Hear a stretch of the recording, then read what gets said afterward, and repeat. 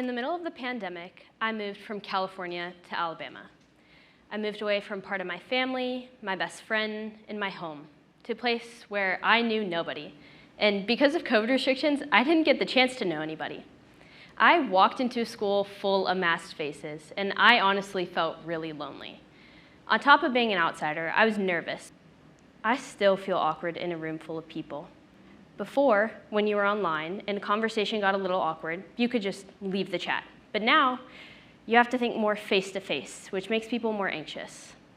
I was fortunate in the fact that I had social media both before and after my move and in and outside of my new school. I connected with others from outside schools who encouraged me to do track, a sport that I now have a deep passion for. Recently, I've been able to connect with people that go to my gym, and I'll often work out with some of those friends. After a long day of school, I can always count on my friends on social media to bring a smile to my face, whether it be over a funny video or just simply seeing their face. I've been so fortunate in the fact that I've been able to connect with others that share my interests. However, the online world has never been completely safe, but that doesn't mean that we dismiss it. It means that we think of what could go wrong, make a plan, and trust that everybody's going to follow that agreement. Think as a family of scenarios of what could go wrong and make a plan for when this might happen.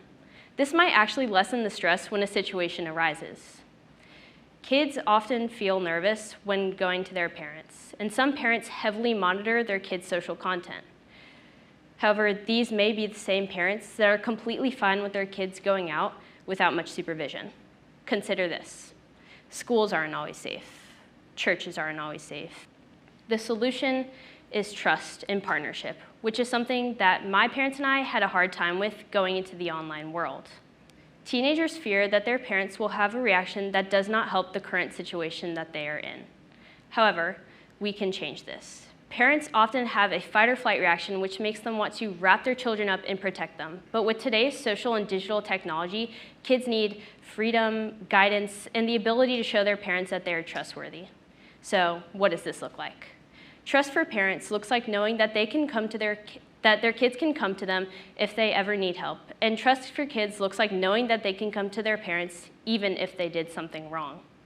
Kids want to go to their parents. After the dust of COVID had finally settled in and it was time to reconnect first in small gatherings, it was finally time for me to start reconnecting with the friends that I had made online. But I realized I had no clue how to meet these people online.